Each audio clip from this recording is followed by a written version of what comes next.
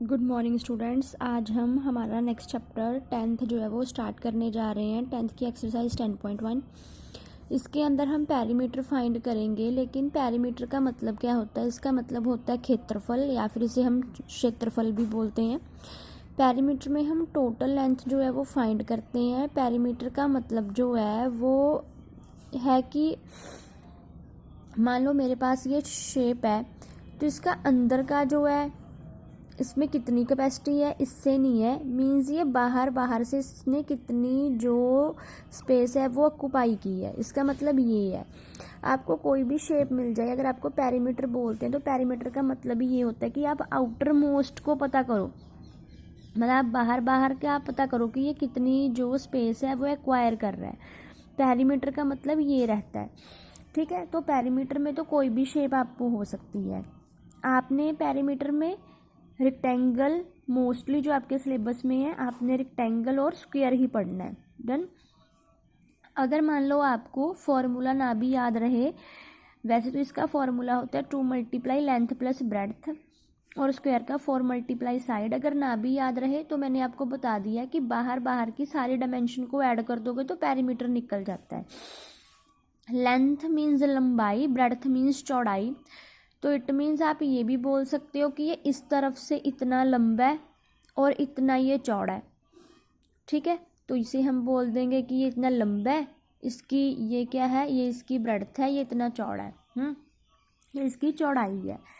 अब आपके सिलेबस में स्क्वायर और रेक्टेंगल है, तो पहले बात करते हैं कि जो रेक्टेंगल होता है वो हमारे सराउंडिंग में कैसी शेप रहती है। हमारे सराउंडिंग में रेक्टेंगुलर शेप्स भी रहती हैं और स्क्वायर वाली शेप्स भी होती हैं। रेक्टेंगुलर शेप का मतलब होता है जैसे कि सोप है, जैसे नोटबुक है आपकी, आपका मोबाइल फ़ोन है, आपके घर के डोर है, मीन्स खिड़कियाँ दरवाजे जो भी हैं, ये सारे रेक्टेंगुलर शेप के रहते हैं। स्क्वायर का मतलब होता है क्यूब। कोई भी क्यूब हो, जैसे आपके पास वो मैजिकल क्यूब होता है जिसमें हमने सेम कलर को एक तरफ करना होता है, तो वो क्यूब जो है वो स्क्वायर की शेप में है। स्क्वायर का मतलब होता है जिसकी चारों साइडें इक्वल रहें, उसे हम बोलते हैं स्क्वायर। अब हम चैप्टर स्टार्ट करने जा रहे हैं। चैप्टर में जो है फर्स्ट मैंने आपको राजा एक शेप दी है।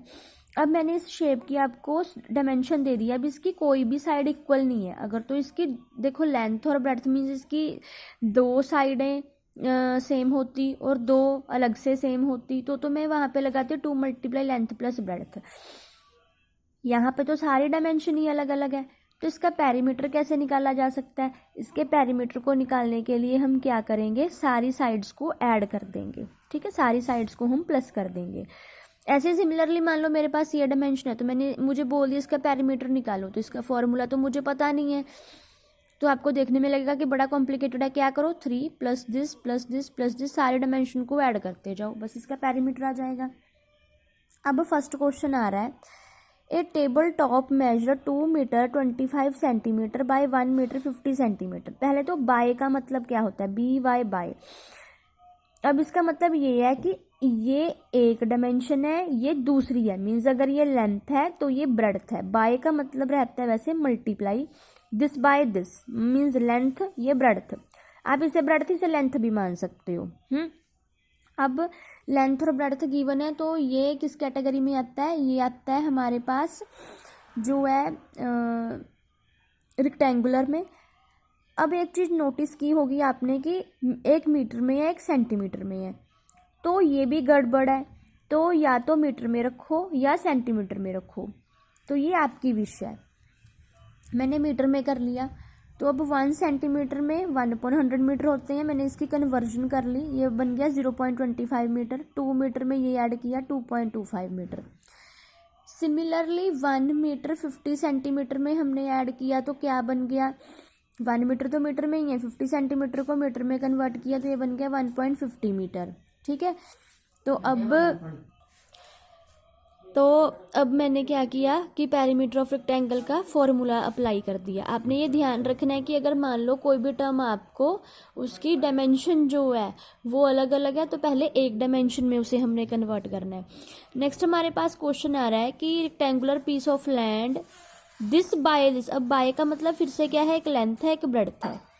ईच साइड फेंस, फेंस का मतलब होता है तार लगाना। ये क्वेश्चन ये बोल रहा है कि हमारे पास एक प्लॉट है, रेक्टेंगुलर प्लॉट है, इसकी सराउंडिंग में हमने तार लगानी है।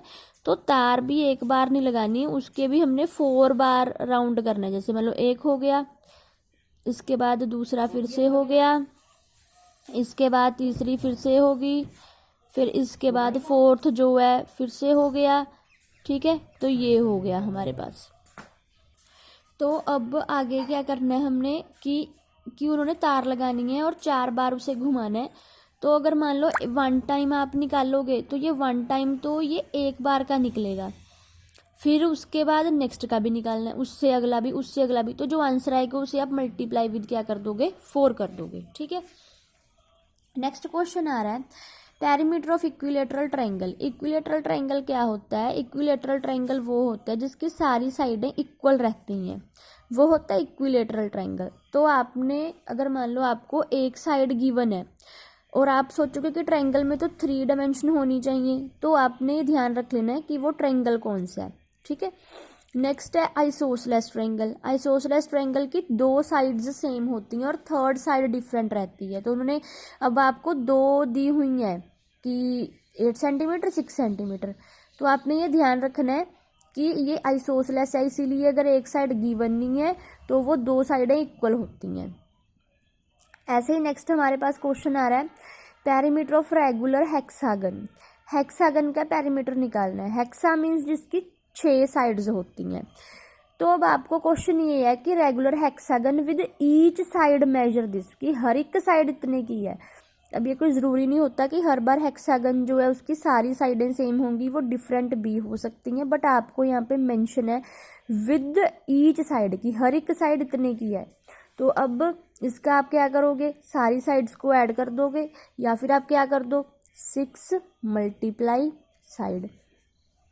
ओके, तो आज हम क्वेश्चन नंबर 8 तक जो है वो कर रहे हैं, कल को हम 8 से आगे करेंगे। Thank you.